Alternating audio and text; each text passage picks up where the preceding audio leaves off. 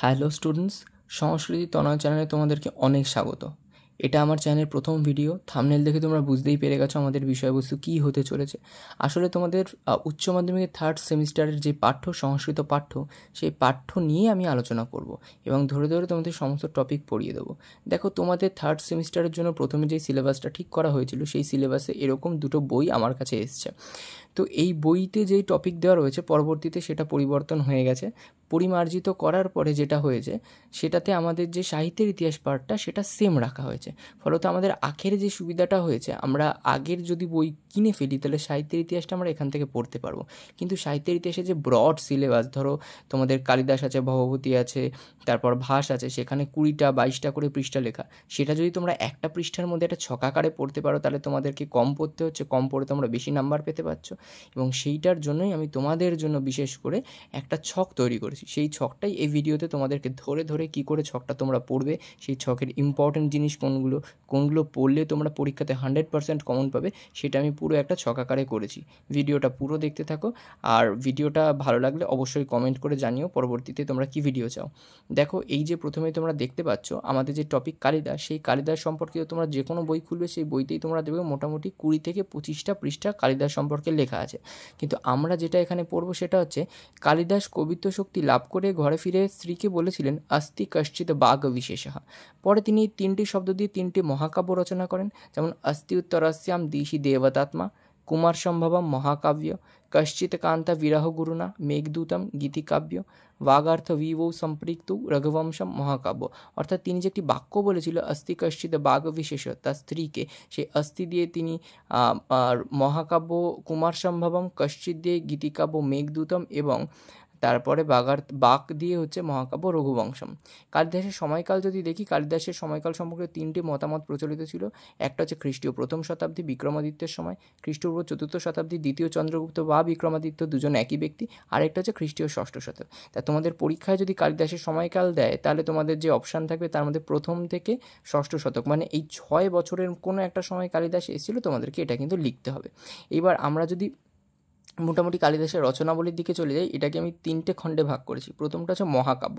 দেখো, কালিদাসের মহাকাব্য দুটো, একটা হচ্ছে কুমার সম্ভবম আর একটা হচ্ছে রঘুবংশম। তাহলে আমরা কুমার সম্ভবম সম্পর্কে দেখে নিই। কুমার সম্ভবমের যে রস, সেটা হচ্ছে শৃঙ্গার রস। বিষয়বস্তু হচ্ছে কার্তিকের তারকাসুরকে বধ। উৎস কি? উৎস বলছে রামায়ণ, মহাভারত, শিব আর পদ্মপুরাণ, শিবপুরাণ পদ্মপুরাণ। স্বর্গ হচ্ছে 17টি, নায়ক হচ্ছে শিব, টিকাকার হচ্ছে নরহরি এবং মল্লিনাথ, গুণ হচ্ছে প্রসাদ। রঘুবংশমের রস হচ্ছে বীর, আর বিষয়বস্তু হচ্ছে দিলীপ অগ্নিবর্ণ পর্যন্ত যে রাজা, তাদের কাহিনী।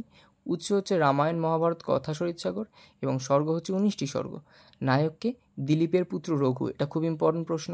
টিকাকার হচ্ছে মল্লিনাথের সঞ্জীবনী টিকা, হচ্ছে হেমাদ্রির সঞ্জীবনী টিকা, ইম্পর্টেন্ট।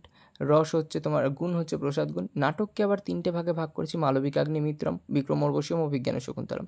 মালবিকাগ্নিমিত্রম কালিদাসের প্রথম নাটক, তাই এটা প্রাচীনতম। অঙ্ক 5টি, নায়ক অগ্নিমিত্র, নায়িকা মালবিকা, রস শৃঙ্গার, উৎস হচ্ছে ঐতিহাসিক পটভূমি। বিক্রমোর্বশীয়ম হচ্ছে নাটকের ত্রোটক শ্রেণীর নাটক। আমরা ভারতের নাট্যশাস্ত্রে অনেক রকমের এরকম ভাগ দেখতে পাই দৃশ্যকাব্যে, তার মধ্যে ত্রোটক একটা। এর অঙ্ক হচ্ছে 5টি, নায়ক হচ্ছে পুরুরবা, নায়িকা উর্বশী, এবং রস হচ্ছে শৃঙ্গার রস। উৎস তোমরা যদি দেখো, ঋগ্বেদ, রামায়ণ, পুরাণ এবং মহাভারত। এবং লাস্ট যেটা কালিদাসের সবথেকে বিখ্যাত নাটক, সেটা হচ্ছে অভিজ্ঞান শকুন্তলম, যার অঙ্ক 7টি, নায়ক দুষ্যন্ত, নায়িকা শকুন্তলা, রস শৃঙ্গার। রামায়ণ, মহাভারত এবং পদ্মপুরাণ, মাথায় রাখবে পদ্মপুরাণ থেকেই কিন্তু অভিজ্ঞান শকুন্তলম নেওয়া হয়েছে একমাত্র। তাই পদ্মপুরাণ, এটা কিন্তু একটা ইম্পর্টেন্ট প্রশ্ন তোমাদের পরীক্ষার জন্য হতে পারে। তাহলে যদি পরীক্ষায় প্রশ্ন আসে কোন পুরাণ থেকে এসে, লিখবে পদ্মপুরাণ থেকে অভিজ্ঞান শকুন্তলম নেওয়া হয়েছে। তাহলে বন্ধুরা, লাস্ট যেটা বেঁচে আছে সেটা হচ্ছে কালিদাসের গীতিকাব্য। দেখো, একদিকে গীতিকাব্য আর একদিকে খণ্ডকাব্য লিখেছি। যা গীতিকাব্য তাই খণ্ডকাব্য। তাহলে কালিদাসের প্রথম গীতিকাব্য কি? ঋতুসংহারম, যার নামান্তর নেই। প্রভেদ বা ভেদ হচ্ছে স্বর্গ, 6টা স্বর্গ। শ্লোক হচ্ছে 153টা। ছন্দ হচ্ছে অনেক ছন্দ, বিভিন্ন রকমের ছন্দ এখানে প্রয়োগ করা হয়েছে। বিষয়বস্তু কি? 6টি ঋতুর বর্ণনা এখানে করা হয়েছে। মেঘদূত গীতিকাব্য হচ্ছে কালিদাসের শ্রেষ্ঠ গীতিকাব্য, তার বিভিন্ন নাম: কেলিকাব্য, ক্রীড়াকাব্য, বর্ষাকাব্য, নীতিকাব্য, বিরহকাব্য। প্রভেদ হচ্ছে 2টি খণ্ড, একটা হচ্ছে পূর্ব মেঘ, যার বিষয়বস্তু হচ্ছে মেঘের যাত্রাপথের বর্ণনা, আর একটা হচ্ছে উত্তর মেঘ, যার বিষয়বস্তু হচ্ছে অলকাপুরীর বর্ণনা। শ্লোক কটা? 24টা শ্লোক। টিকা হচ্ছে মল্লিনাথের সঞ্জীবনী টিকা, ভীষণ ইম্পর্টেন্ট। ছন্দ কি? মন্দাক্রান্তা, এটা ভীষণ ইম্পর্টেন্ট। এবং বিষয়বস্তু হচ্ছে প্রিয়া বিরোহী যক্ষের মেঘকে দূতরূপে প্রেমিকের কাছে যে পাঠানোর কাহিনী, সেইটাই। এবার আমরা শেষ টপিক কালিদাস সম্পর্কিত অন্যান্য বক্তব্য এখান থেকে পরীক্ষাতে প্রশ্ন আসতে পারে, যেগুলো তোমরা পড়বে। কালিদাস বিক্রমাদিত্যের নবরত্ন সভার অন্যতম রত্ন ছিলেন। তার রাজধানী ছিল উজ্জয়িনী। মেঘদূত গীতিকাব্যে উজ্জয়িনীর বর্ণনা পাই। এই যে উজ্জয়িনী যেহেতু বিক্রমাদিত্যের রাজধানী ছিল এবং কালিদাস এটাকে নিয়ে বিশেষভাবে লিখেছে, তাই আমরা বলতেই পারি কালিদাস বিক্রমাদিত্যের নবরত্ন সভার অন্যতম কবি ছিলেন। এটা কিন্তু প্রুফড, যদি আমরা এভাবে দেখি তাহলে কিন্তু এটা প্রুফড। কালিদাসের নামে প্রচলিত অন্যান্য গ্রন্থগুলি কি? নলোদয়, পুষ্পবান বিলাস, শ্রুতবোধ, শৃঙ্গার তিলক, শৃঙ্গার সার, শৃঙ্গারাষ্টক, ভ্রমরাষ্টক, গঙ্গাষ্টক, চিদ গগনচন্দ্রিকা, মঙ্গলাষ্টক, বিদ্যা বিনোদ কাব্য ইত্যাদি। আরও 20টি গ্রন্থ কালিদাসের নামে চলে। অভিজ্ঞান ও শকুন্তলম নাটকের 4টি সংস্করণ দেখা যায়। যেই 4টি সংস্করণ কী কী? একটা হচ্ছে বঙ্গীয় সংস্করণ, উত্তর পশ্চিমাঞ্চলীয় সংস্করণ, কাশ্মীরীয় সংস্করণ এবং দক্ষিণ ভারতীয় সংস্করণ। পরীক্ষাতে আসতে পারে যে অভিজ্ঞান শকুন্তলমে কটি সংস্করণ দেখা যায়। তাহলে এই ওভারঅল কনসেপ্টটা মাত্র একটা পেজের মধ্যে তোমাদের পড়া হয়ে গেল। কম পড়ে তোমরা বেশি নাম্বার পেতে পারবে। এরকম আরও ভিডিও আমি চেষ্টা করব তোমাদের সামনে নিয়ে আসার, যাতে তোমাদের পড়াশোনাটা অনেক ইজি হয়ে যায়, তোমরা ভালো নাম্বার পেতে পারো। ভিডিওটা কেমন লাগলো অবশ্যই কমেন্ট করে জানাবে, কারণ তোমাদের এই ভিডিওটার জন্য আমার অনেক পরিশ্রম করতে হচ্ছে।